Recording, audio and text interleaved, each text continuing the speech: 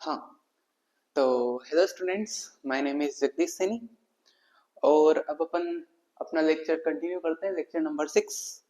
इसके पहले हमने क्या पढ़ा था?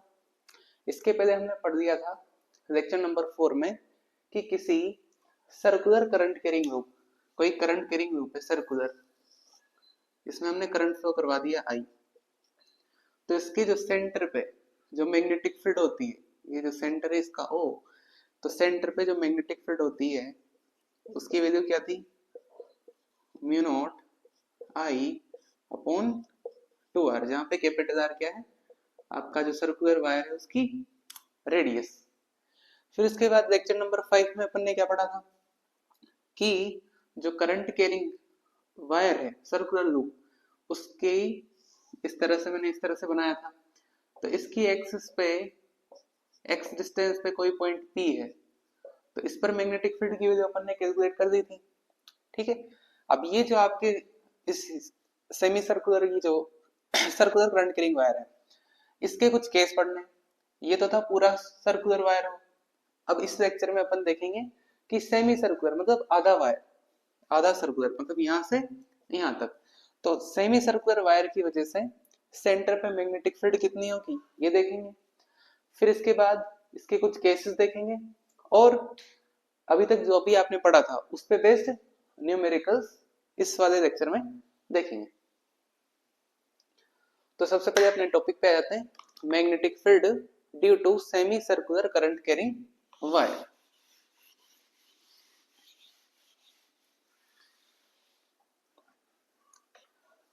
तो मान लो ये कोई सर्कुलर करंट कैरिंग वायर है, इस तरह से सेमी सर्कुलर। ठीक है, ये सेमी सर्कुलर वायर है, ये इसका सेंटर है, और इसकी रेडियस कंसीडर कर दो, मान लो कि रेडियस कितनी है इसकी? Capital R radius. ठीक है, ये एक वायर है, इसमें हमने करंट फ्लो करवा दिया, मान लो इसमें हमने आई करंट फ्लो करवा दिया। आई करंट हमने क्या करवा दिया? फ्लो करवा दिया इस वायर में। तो आपको पता है जैसे ही हम किसी वायर में करंट फ्लो करवाते हैं तो वो अपने आसपास मैग्नेटिक फील्ड क्रिएट करता है। तो हमें इस सेमी सर्कुलर वायर की वजह से इस के सेंटर पे यानी कि ओ पॉइंट पर मैग्नेटिक फील्ड की वैल्यू कैलकुलेट करनी है। तो इसके लिए अपन ने उसमें क्या किया था, सबसे पहले एलिमेंट लेते हैं, बायो सेवर्ट लॉ लगाना है। तो एलिमेंट दिया, जैसे मान लो ये एलिमेंट दिया हमने छोटा सा डीएल, और इस पॉइंट पे डीएल वेक्टर की डायरेक्शन किधर होगी? करंट की डायरेक्शन में। यहाँ पे करंट कैसे है? ऐसे। तो according to Biot Savart law पहले हम लिख देते हैं, हमें फाइंड क्या करना है? हमें फाइंड करना है magnetic field at point O, इसकी वैल्यू फाइंड करनी है, और ये हमें नहीं पता। तो हम किसका यूज करेंगे? बायो सेवर्ट लॉ का। तो by using bio Savart law, bio Savart law क्या होता है? बायो सेवर्ट लॉ, जो छोटे से करंट एलिमेंट यानी कि इस डीएल करंट एलिमेंट की वजह से किसी पॉइंट पे जो मैग्नेटिक फील्ड होती है उसकी वैल्यू क्या होती है? तो dB is equal to mu not upon 4 pi IDL sine theta upon are square. ठीक है, अब यहाँ पे देखो, थीटा तो क्या था? डीएल वेक्टर और आर वेक्टर के बीच में एंगल। अब यहाँ पे स्मॉल आर की वैल्यू कितनी है? स्मॉल आर क्या था कि पॉइंट, जिस पॉइंट पे आपको मैग्नेटिक फील्ड चाहिए और करंट एलिमेंट डीएल, इन दोनों के बीच की डिस्टेंस। तो ये डिस्टेंस कितनी है? कैपिटल आर ही है, तो स्मॉल आर की जगह तो कैपिटल आर आ जाएगा। और थीटा कितना होगा? तो थीटा होता है angle between DL vector and r vector. DL vector कैसे है? ऐसे। आर वेक्टर कैसे होगा? तो आर वेक्टर इस तरह से होगा। तो दोनों के बीच में कितना एंगल है? 90 डिग्री। तो यहाँ पे क्या आ जाएगा? साइन 90। तो यहाँ से dB इज इक्वल टू कितना हो गया? Mu not upon 4 pi IDL sine 90 upon capital R square. इसके बाद आपने क्या किया था? पूरे के लिए चाहिए तो दोनों तरफ इंटीग्रेशन कर दो। तो इस इक्वेशन को दोनों तरफ इंटीग्रेट करोगे तो क्या आ जाएगा? इंटीग्रेट करोगे तो मैग्नेटिक फील्ड आ जाएगी, और इधर इंटीग्रेशन करोगे तो mu not upon 4 pi IDL upon capital R square. यहाँ ये कांस्टेंट है, इनको बाहर दे दो तो B इज इक्वल टू कितना आ जाएगा, mu not upon 4 pi I upon capital R square, और ये इंटीग्रेशन डी है। अब ध्यान से देखो, पिछला वाला जो डेरिवेशन था लेक्चर नंबर 4 में, उसमें अपन ने इंटीग्रेशन डीएल की जगह पे क्या रखा था, वहां पे पूरा सर्कुलर वायर था, तो सर्कुलर वायर था तो वहां पे हमने डीएल की जगह पे रखा था 2 पाई आर। यहाँ पे वायर कितना है, यहाँ से लेके यहाँ तक है, तो सेमी सर्कुलर है, तो इस यहाँ से यहाँ तक की जो डिस्टेंस होगी, वायर की जो लेंथ होगी, वो कितनी होगी, कितनी होगी, सरकमफेरेंस की आधी, यानी कि 2 पाई आर की आधी, यानी कि पाई आर। तो यहाँ पे क्या है, वायर कहाँ से कहाँ तक है, यहाँ से यहाँ तक है। तो अगर इसकी रेडियस कैपिटल आर है वायर की, तो यहाँ से यहाँ तक की लेंथ कितनी हो जाएगी, पाई आर। तो क्योंकि यहाँ पे डीएल का मतलब क्या है, डीएल इज इक्वल टू कितना है, पाई आर। तो ये वैल्यू मैं पुट कर दूं, तो यहाँ से मैग्नेटिक फील्ड कितनी आ जाएगी, mu naught upon 4 pi I upon capital R square, और डीएल की जगह पे पाई आर। एक आर से आर कैंसिल, पाई से पाई कैंसिल, तो यहाँ से मैग्नेटिक फील्ड कितनी आ गई, कहाँ पे है, ओ पे, तो ये आ गई अपने mu not I upon 4 r. अच्छा, इसको अगर ध्यान से देखो तो पूरे सर्कुलर वायर की वजह से जो मैग्नेटिक फील्ड आती है वो कितनी आती है, mu not I upon 2 r, ये उसकी आधी है, तो यहाँ पे क्या आ जाएगा, हाफ हो जाएगा। तो इसको मैं ऐसे भी लिख सकता हूँ, वही पूरी वायर की वजह से कितनी होती है, mu not I upon 2 r, पूरे सर्कुलर लूप की वजह से mu not I upon 2 r होती है। ये आधा वायर है, आधा लूप है, तो आधे की वजह से ये कितना हो जाएगा, 1/2। तो आप इसको ऐसे भी याद रख सकते हो, रिजल्ट वही है, mu not I upon 4 r, 2 को मल्टीप्लाई करोगे तो 4 आर। तो मैग्नेटिक फील्ड 8.0 किसकी वजह से, सेमी सर्कुलर वायर की वजह से। तो सेमी सर्कुलर वायर की वजह से मैग्नेटिक फील्ड की वैल्यू ये आती, ठीक है। तो इसको आप पॉज करके नोट कर लो।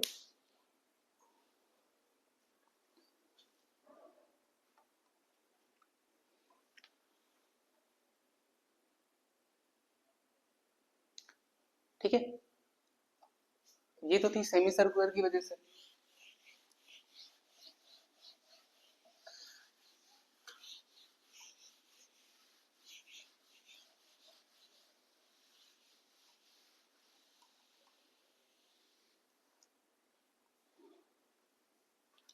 अब जैसे सेमी सर्कुलर की जगह पे कैसे हो, मानो एक क्वाड्रेंट हो केवल, क्वाड्रेंट का मतलब आपका वायर जो है वो किस तरह से हो, आपका वायर मान लो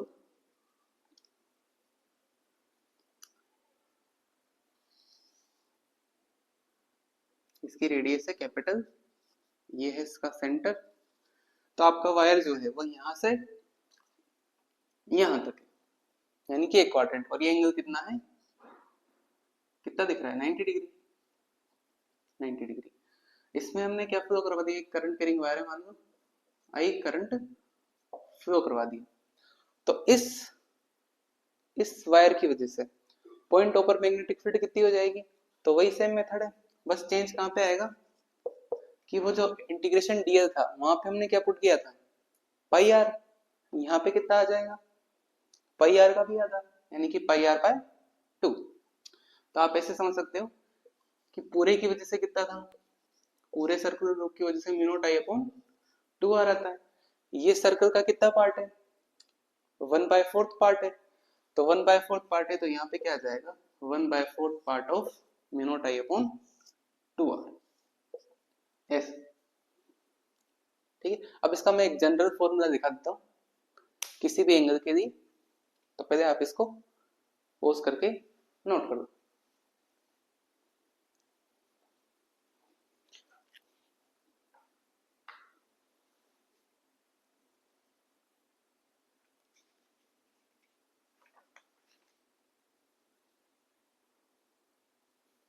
ठीक है, देखिए अब मैं जनरल केस दे देता हूँ इसका।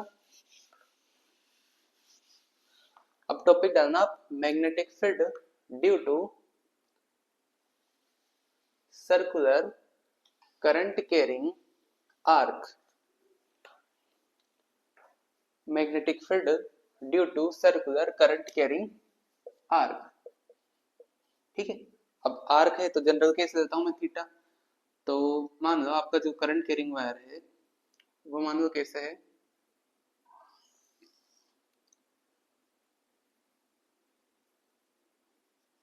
मान लो इसका सेंटर जो है ये इसका सेंटर होगा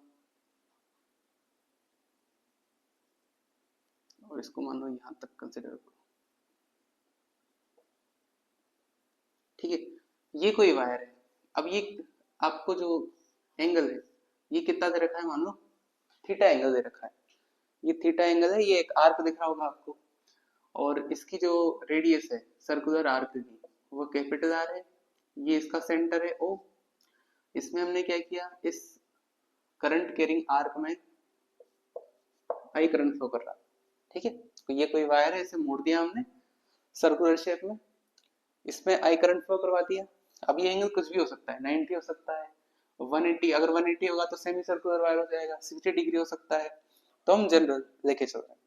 तो इस करंट कैरिंग आर्क की वजह से पॉइंट ओ पर मैग्नेटिक फील्ड की वैल्यू कैलकुलेट करनी है। तो हमारा टारगेट क्या है, magnetic field at point O, centre पे मैग्नेटिक फील्ड कैलकुलेट करनी है।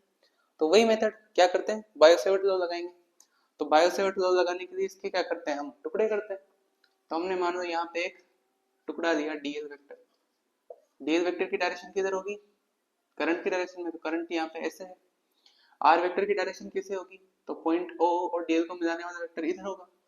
ये आर वेक्टर की डायरेक्शन है, दोनों के बीच में थीटा कितना है, 90 डिग्री दिख रहा है, तो हर पॉइंट पे यही होगा। तो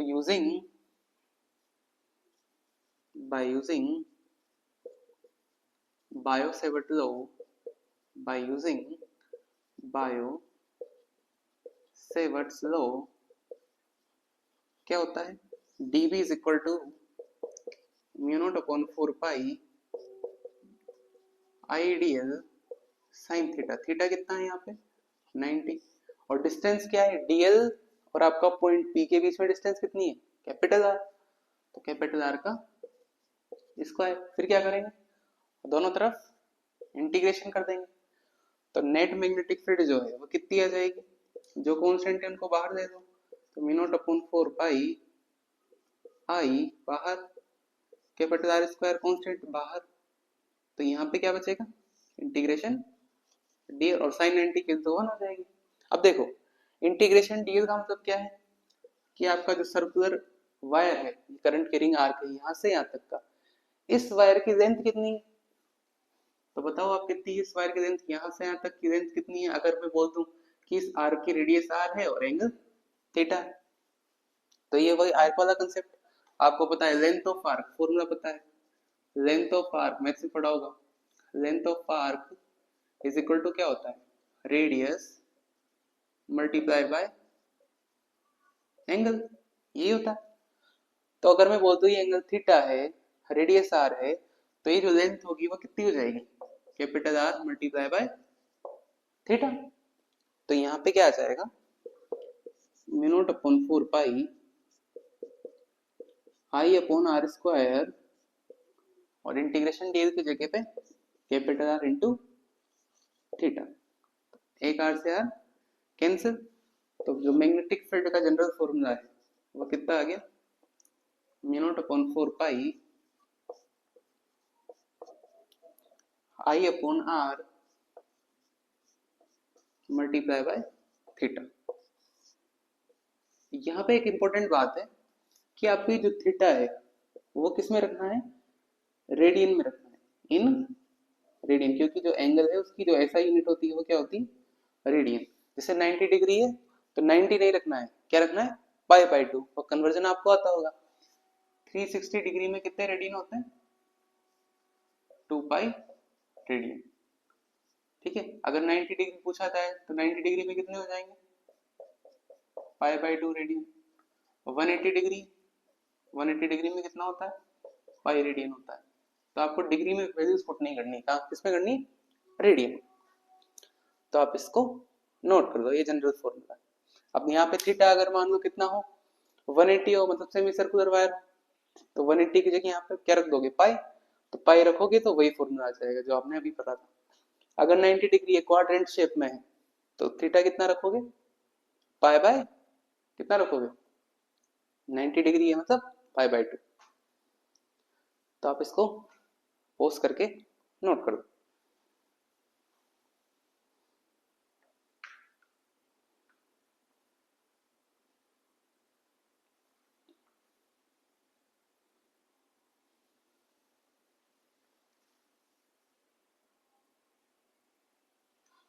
तो देख लिया आपने।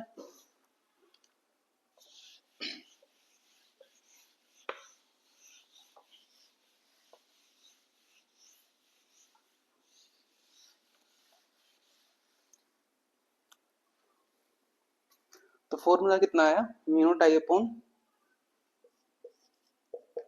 Mu naught I upon 4 pi R multiply by theta, यही है, एक बार चेक कर लो।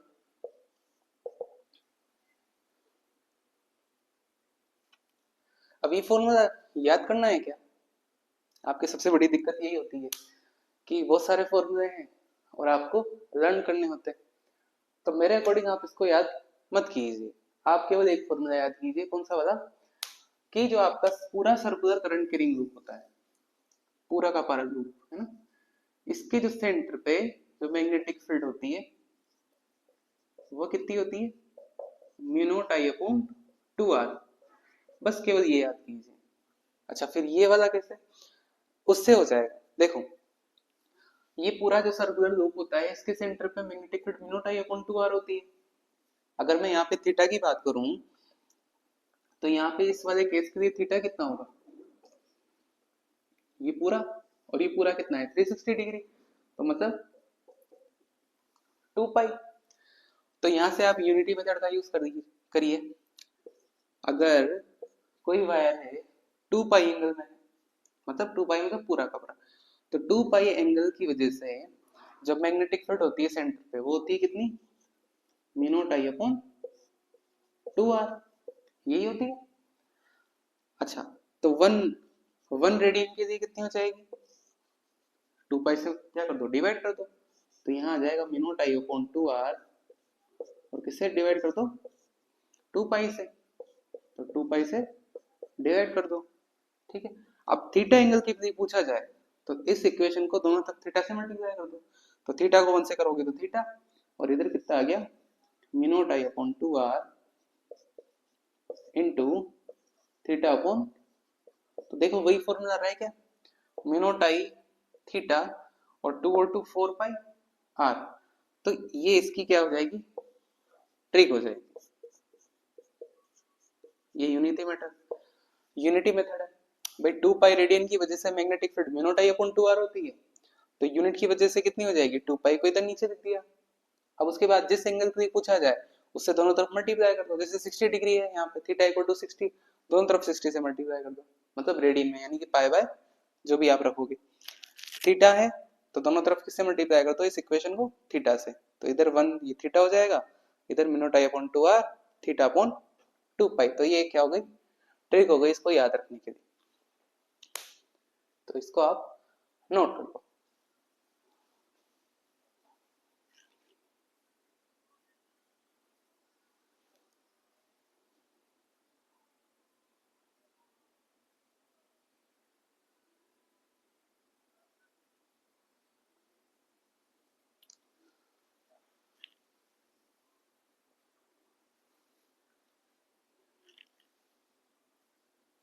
ठीक है, तो ये हो गया कंप्लीट।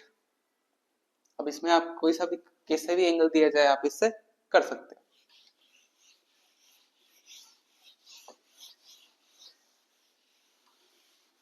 अब इसके बाद कुछ न्यूमेरिकल्स देख लेते हैं अपन।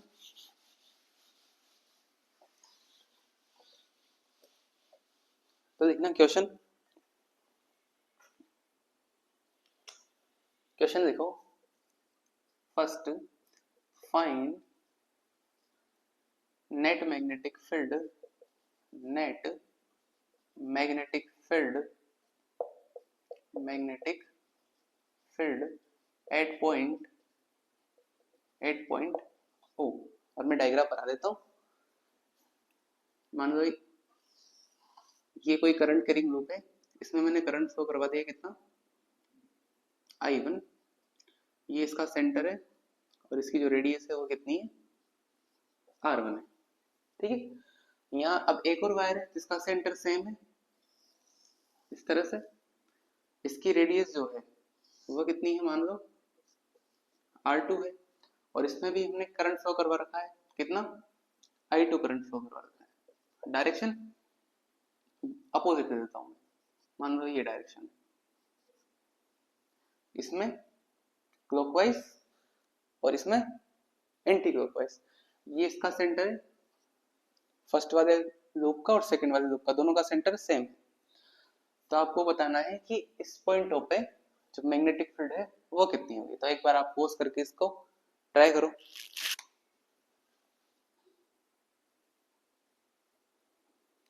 तो देखते हैं कैसे करेंगे। अब क्योंकि ये क्या है, सर्कुलर करंट कैरिंग लूप है, तो सर्कुलर करंट कैरिंग लूप है तो ये फर्स्ट वाला मान लेता हूँ, ये सेकंड वाला। तो फर्स्ट वाले की वजह से सेंटर पे मैग्नेटिक फील्ड का फॉर्मूला क्या होता है, mu not I upon 2r। तो अगर फर्स्ट वाले की वजह से बात करूं तो B1 कितनी हो जाएगी, mu naught I1 upon 2r1। अच्छा डायरेक्शन, इसकी जो डायरेक्शन होगी वो देखो क्या था, डायरेक्शन के लिए आपका राइट हैंड रूल है। क्या करना है कि आपकी जो फिंगर्स है उनको क्या करो, करंट की डायरेक्शन में कर्ल करो। आपका जो थंब है वो किसको बताएगा, मैग्नेटिक फील्ड की डायरेक्शन को बताएगा। इस वाले केस में देखो करंट कैसे है, इस तरह से है, तो फिंगर्स को ऐसे कर्ल करोगे, थंब किधर जा रहा है, अंदर की तरफ, इनवर्ड्स। तो मैग्नेटिक फील्ड कैसे होगी, इनवर्ड्स। अच्छा सेकंड वाले वायर की वजह से देखो B2, तो ये कितना हो जाएगा, इसकी वजह से भी कितना होगा देखो। अच्छा ये भी सर्कुलर लूप है तो फॉर्मूला तो यही होगा, यानी कि mu naught I2 upon 2r2। अच्छा इसकी डायरेक्शन किधर होगी, इसकी डायरेक्शन के लिए क्या करना है, वही रूल, इसमें करंट ऐसे है तो डायरेक्शन किधर है, बाहर की तरफ, तो इसकी डायरेक्शन आउटवर्ड्स है। और मैं बोल देता हूँ क्वेश्चन में गिवन है, मान लो कि आपका जो करंट है I1 बड़ा है I2 से, ये मैंने दे रखा है मान लो गिवन। तो मैग्नेटिक फील्ड किसके लिए ज्यादा होगी, भाई करंट तो इसका ज्यादा है। फिर आप देखो R1, तो ये जो फर्स्ट वाली रिंग है इसकी वजह से जो मैग्नेटिक फील्ड होगी सेंटर पे, उसकी वजह क्या होगी, ज्यादा, बिकॉज एक तो I1 ज्यादा है और रेडियस की इनवर्सली प्रोपोर्शनल होता है, तो रेडियस ऑलरेडी कम है। अगर रेडियस कम होगी, ये डिस्टेंस कम होगी, तो मैग्नेटिक फील्ड ज्यादा होगी। तो फर्स्ट वाली रिंग की वजह से जो मैग्नेटिक फील्ड होगी वो ज्यादा होगी और सेकंड वाली की वजह से कम होगी। तो नेट मैग्नेटिक फील्ड की अगर डायरेक्शन की बात करूं तो वो किसके डायरेक्शन में होगी, जो आपकी फर्स्ट वाली थी, यानी कि इनवर्स।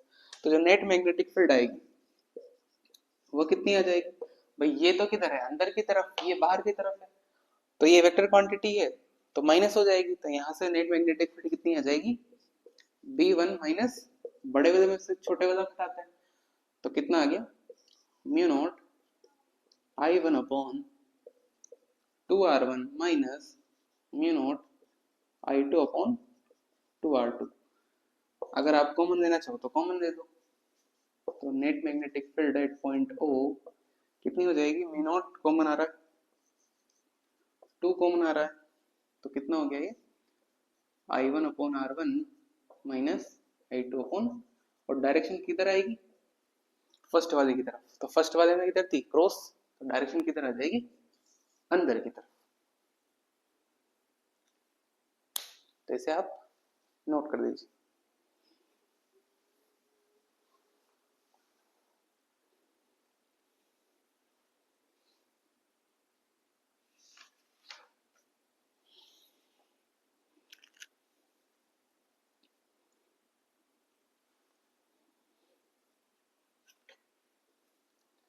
अब नेक्स्ट क्वेश्चन देखो, क्वेश्चन नंबर सेकंड।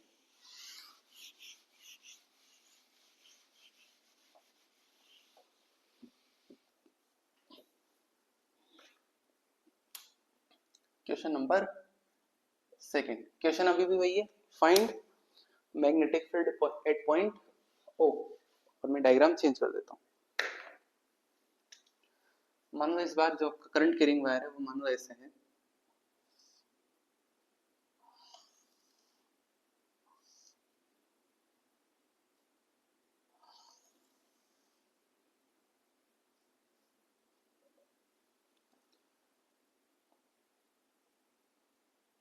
ये मान लो इसका सेंटर है, इसकी जो रेडियस है ये वाली, ये मैं R1 बोल देता हूँ, और इस वाले की रेडियस R2 है। इसमें मान लो मैंने करंट फ्लो करवा रखा है, अच्छा ये सेम हॉरिजॉन्टल लेवल पे है।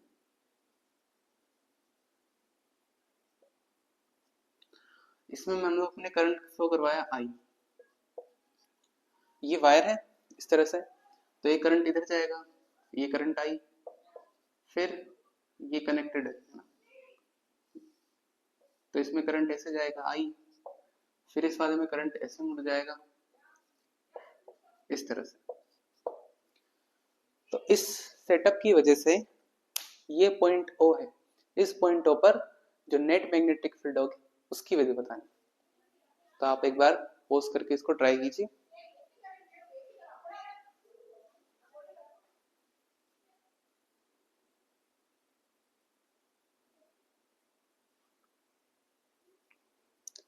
तो देखो कैसे करना है इसमें। तो इसमें अब अगर आप इसको ध्यान से देखोगे तो इसमें 4 पार्ट दिख रहे हैं। ये 2 पार्ट तो सेमी सर्कुलर वायर है, एक तो ये वाला और एक ये वाला, और 2 स्ट्रेट वायर है, 2 स्ट्रेट वायर के छोटे छोटे टुकड़े हैं। तो कहने का मतलब इसके 4 पार्ट है। कौन कौन से? एक तो फर्स्ट ये वाला बोल देता हूँ मैं, फर्स्ट ये वाला, सेकंड आपका ये सर्कुलर सेमी सर्कुलर, थर्ड ये वाला पार्ट है, और फोर्थ ये वाला। ठीक है, तो ये आपका जो सेकंड और फोर्थ पार्ट है ये तो क्या है, सेमी सर्कुलर वायर है। तो सेमी सर्कुलर वायर की वजह से सेंटर पे जो मैग्नेटिक फील्ड का फॉर्मूला होता है वो कितना होता है, तो सेंटर पे अगर पूरा वायर है तो mu not I upon 2r, और सेमी सर्कुलर है तो 1/2 आ जाएगा, ये होता है। अच्छा, इसकी वजह से देखो तो ये स्ट्रेट वायर है, तो स्ट्रेट वायर की वजह से मैग्नेटिक फील्ड कितनी होगी, तो आपको मैंने एक बात बताई थी कि स्ट्रेट वायर की जो एक्सिस होती है उस एक्सिस के अलोंग अगर कोई पॉइंट है तो उस पॉइंट पे मैग्नेटिक फील्ड कितनी होती है, 0। ये जो आपका करंट कैरिंग वायर होता है ना, इसमें आई करंट फ्लो करवा दी, तो मैं अगर परपेंडिकुलर डिस्टेंस पे मैग्नेटिक फील्ड पूछता तो परपेंडिकुलर डिस्टेंस पे तो मैग्नेटिक फील्ड होती है, लेकिन अगर मैं पॉइंट बोल दूं, मान लो यहाँ पे कोई पॉइंट है, तो करंट कैरिंग वायर की जो एक्सिस होती है उस एक्सिस के अलोंग अगर पॉइंट है तो वहां पे मैग्नेटिक फील्ड कितनी होती है, 0 होती है। ये मैंने पहले बता दिया था आपको। तो ये फर्स्ट और थर्ड वाले वायर की वजह से, ये देखो ये सेम एक्सिस है, ये वायर की एक्सिस है, तो इसकी भी एक्सिस पे ये पॉइंट है, तो इसकी वजह से भी 0। और ये जो आपका थर्ड वाला वायर है इसकी भी एक्सिस के अलोंग पॉइंट है, तो फर्स्ट और थर्ड पार्ट की वजह से तो मैग्नेटिक फील्ड कितनी होगी, 0। तो मैं याद देता हूँ, magnetic field due to first part and third part क्या होगी, 0 होगी। रीजन क्या है, रीजन वही है कि magnetic field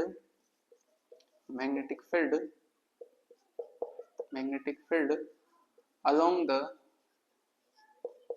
the axis of a straight wire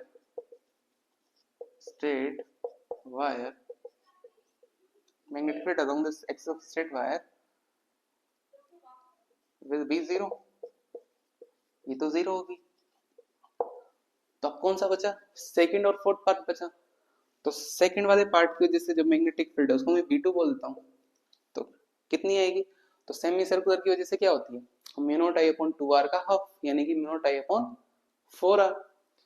तो यहाँ पे मैग्नेटिक फील्ड कितनी हो जाएगी, अच्छा करंट तो सेम है तो म्यू नॉट आई अपॉन कितना हो जाएगा 4, और इस वाले की रेडियस कितनी है, तो इस वाले की रेडियस मैंने R1 बोली थी, R1, और इसकी डायरेक्शन देख लो किधर होगी। तो डायरेक्शन निकालने के लिए क्या करते हैं, राइट हैंड रूल लगाएंगे। इधर करंट कैसे है, इस तरह से दिख रहा है, तो फिंगर्स को करंट की डायरेक्शन में कर्ल करो, तो थंब किधर जा रहा है, अंदर की तरफ। तो यहाँ पे मैग्नेटिक फील्ड किधर होगी, अंदर की तरफ, यानी कि इनवर्ड्स, या फिर क्रॉस से लिख दो आप। उसके बाद जो आपका फोर्थ वाला पार्ट है उसकी वजह से मैग्नेटिक फील्ड कितनी होगी, अच्छा करंट सेम है तो यहाँ पे भी फॉर्मूला तो वही होगा, तो म्यू नॉट आई, और इस बार रेडियस इंक्रीज हो गई तो 4r2। इसकी डायरेक्शन किधर होगी, तो इसकी डायरेक्शन देख लो कैसे आएगी, बाहर की तरफ, तो इसकी डायरेक्शन है आउटवर्ड्स। तो मैंने नेट पूछी थी, तो इन दोनों की वजह से जीरो है, इन दोनों की वजह से देख लो दोनों अपोजिट डायरेक्शन में है तो माइनस होगा। अब इनमें से बड़ा छोटा देखना है, कौन बड़ा होगा कौन छोटा होगा। तो देखो r1 और r2 नीचे आ रहा है, तो r1 r2, तो जिसकी वैल्यू कम होगी उसकी उसकी वैल्यू मैग्नेटिक फील्ड ज्यादा, मतलब अगर आपका पॉइंट वायर के जितना पास होगा मैग्नेटिक फील्ड उतनी ज्यादा। तो एक तो ये डिस्टेंस है और एक ही डिस्टेंस है, तो फर्स्ट वाले वायर की वजह से जो मैग्नेटिक फील्ड होगी वो ज्यादा होगी, यानी कि जो सेकंड पार्ट है आपका ये वाला वायर, इस वायर वाले वायर की वजह से जो मैग्नेटिक फील्ड होगी वो ज्यादा होगी इसके कंपैरिजन। बिकॉज रीजन क्या है, क्योंकि R2 ज्यादा है R1 से, R2 बड़ा है R1 से, इस वजह से B2 की वैल्यू क्या होगी, ज्यादा होगी। ये आपको डायग्राम से दिख रहा है, because B2 is greater than B4, तो बड़े वाले से छोटा वाला घटा दो, तो जो नेट डायरेक्शन आएगी फील्ड की वो किधर आएगी, इनवर्ड्स। तो नेट मैग्नेटिक फील्ड कितनी हो गई, B2 माइनस B4, तो कितना हो जाएगा, mu not I upon 4r1, mu not I upon 4r1 minus mu not I upon 4r2। ठीक है, अगर आप कॉमन लेना चाहो तो कॉमन ले दो, तो B net is equal to कितना आ जाएगा, mu naught common, I common, 4 common, तो कितना आ गया 1/r1 माइनस 1/r2, और डायरेक्शन किधर आएगी, B2 बड़ा है तो B2 की डायरेक्शन में आएगी, यानी कि इनवर्स।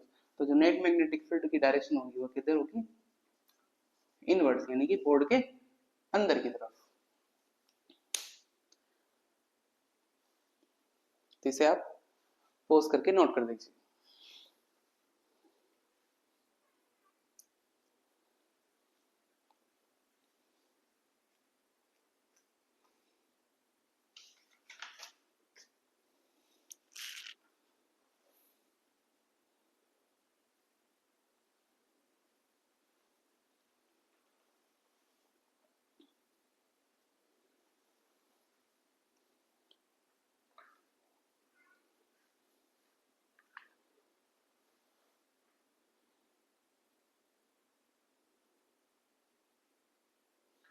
ठीक है, नेक्स्ट क्वेश्चन देखते हैं अपन, क्वेश्चन थर्ड।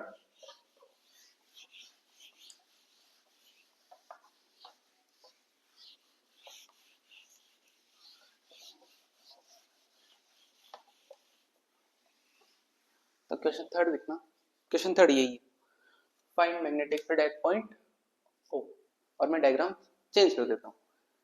तो मान लो इस बार मैं देता हूँ कॉम्बिनेशन देता हूँ, एक तो मान लो सेमी इनफाइनाइट वायर है मेरे पास और एक सर्कुलर वायर देता हूँ। मान लो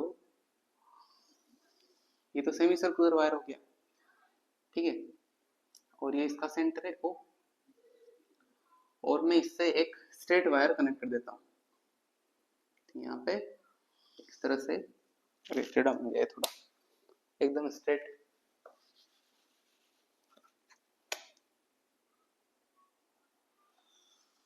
और ये कौन सा वायर है, सेमी इनफाइनाइट वायर है, इन्फिनिटी तक जा रहा है। और एक वायर में इधर इसको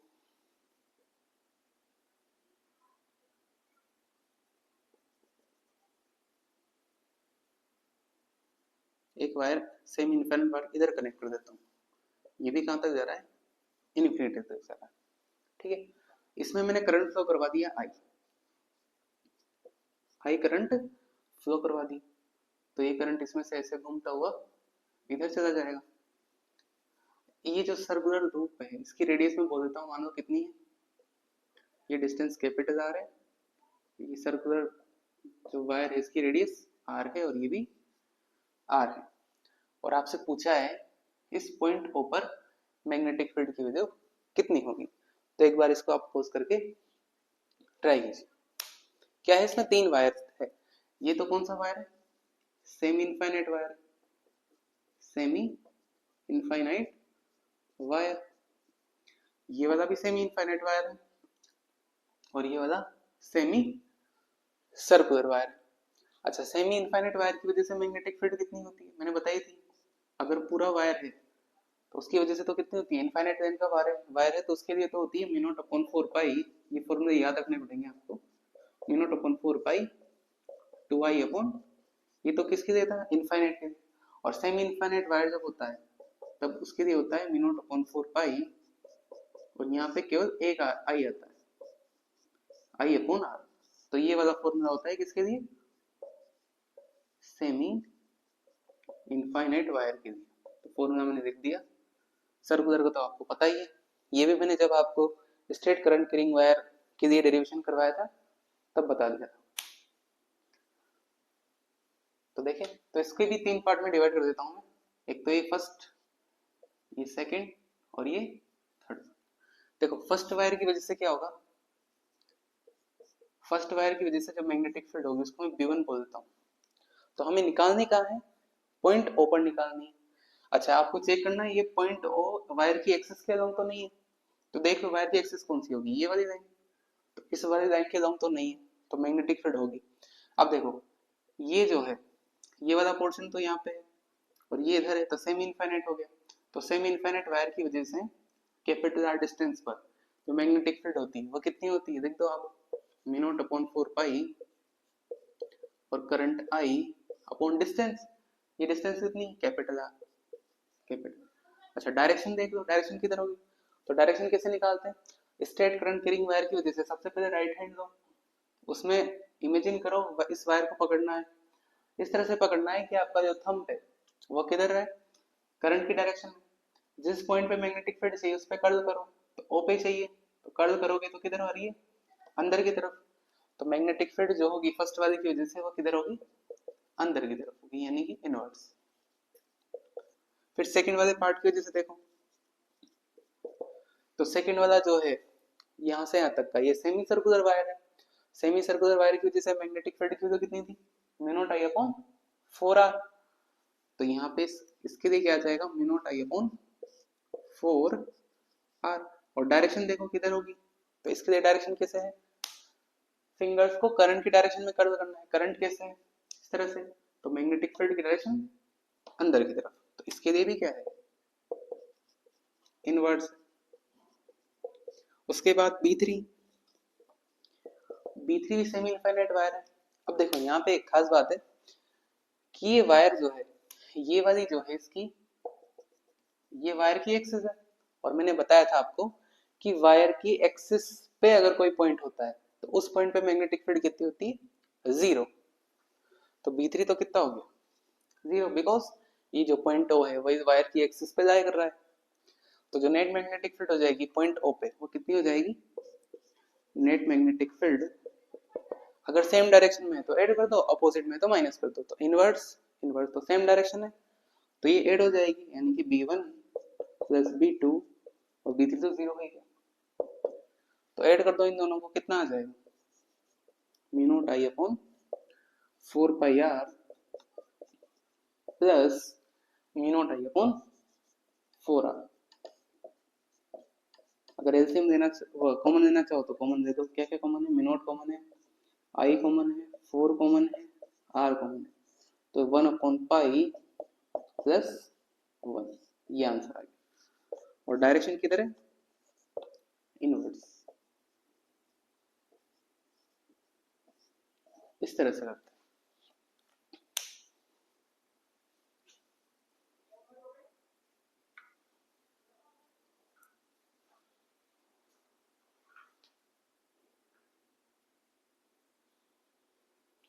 तो इस तरह का एक और क्वेश्चन देता हूं मैं आपको होमवर्क के लिए, आप घर पे ट्राई करना। इसको मिटा दो, इसको मैं मिटा देता हूं। इस तरह का एक और क्वेश्चन देता हूं,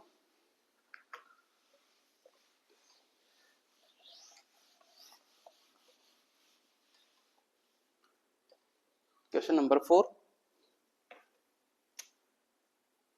क्वेश्चन वही है, find net magnetic field at point O। और इस बार वायर जो है वो इस तरह से मान लो,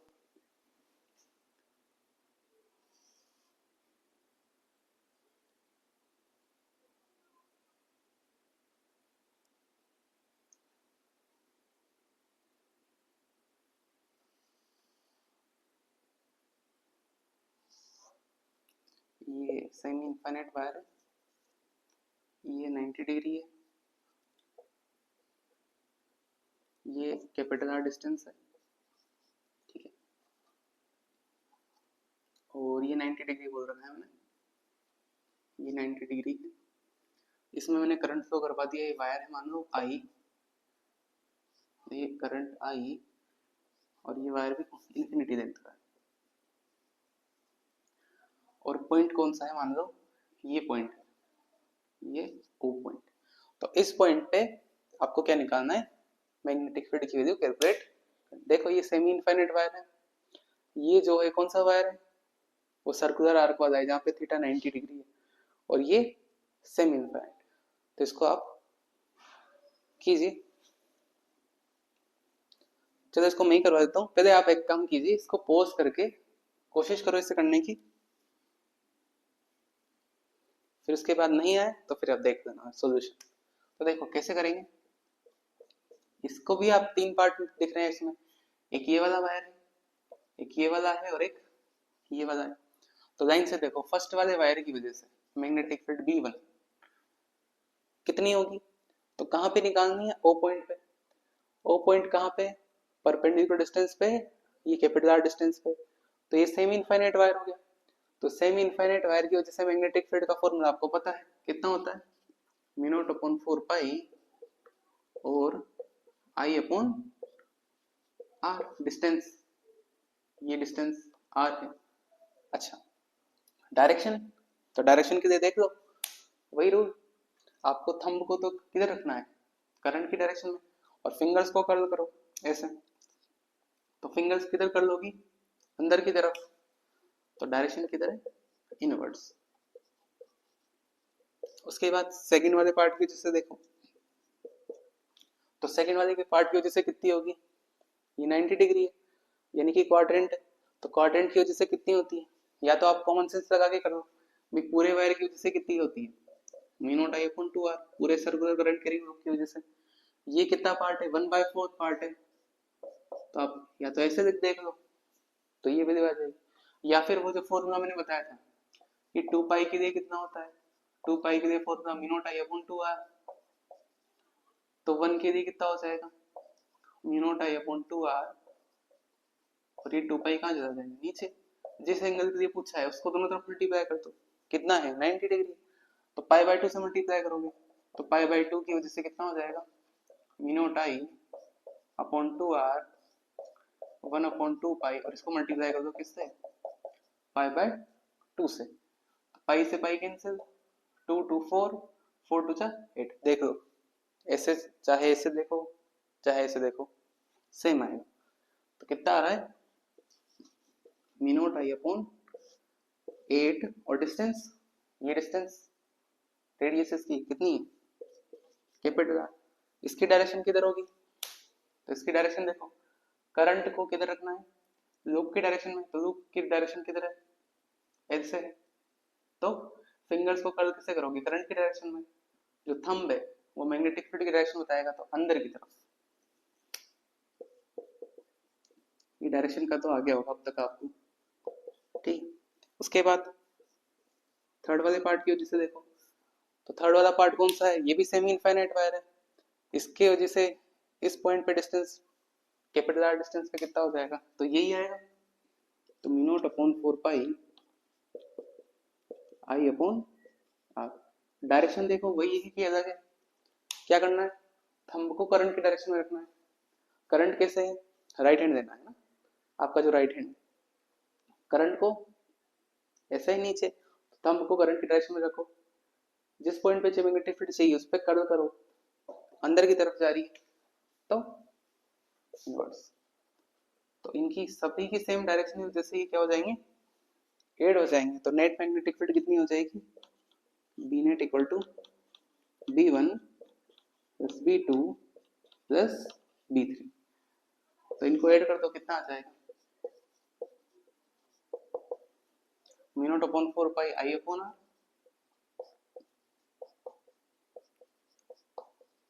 plus mu not I upon 8r plus mu not upon 4 pi I upon R. अच्छा ये दोनों सेम है तो 2 हो जाएगा, यानी कि 2 times of mu not upon 4 पाई और आई अपॉन, ये दोनों तो सेम सेम है ना, plus mu not I upon 8 r. LCM देना चाहो, कॉमन लेना चाहो तो कॉमन ले लो। क्या कॉमन आ रहा है देख लो, म्यू नॉट कॉमन है, आई कॉमन है, और अच्छा काटना चाहो तो काट दो, ये 2 आ जाएगा। तो यहाँ पे क्या कॉमन आ रहा है, 2 भी कॉमन आ रहा है, 2 आर कॉमन ले दो, mu not I upon 2 r. तो यहाँ पे क्या आ जाएगा, यहाँ पे तो कुछ नहीं बचा, अच्छा पाई बचा है, तो 1 अपॉन पाई प्लस, यहाँ पे देखो म्यू नॉट आई दे दिया, आर दे दिया, 2 दे दिया, तो यहाँ पे क्या आ जाएगा 1 अपॉन 4। और डायरेक्शन तीनों की इनवर्स है तो इसकी भी क्या आ जाएगी, इनवर्स आ जाएगी। तो ये हो गया आपके न्यूमेरिकल्स। तो अपने क्या क्या हो चुका है, बायोसेवर्ट लॉ हो गया, उसके एप्लीकेशन हो गए, और बायोसेवर्ट लॉ पे बेस्ड मैंने न्यूमेरिकल्स बता दी। अब इसके बाद है आपके नेक्स्ट टॉपिक है एम्पियर सर्किटल लॉ, वो अपन नेक्स्ट लेक्चर में डिस्कस करेंगे, ठीक है। तो थैंक यू।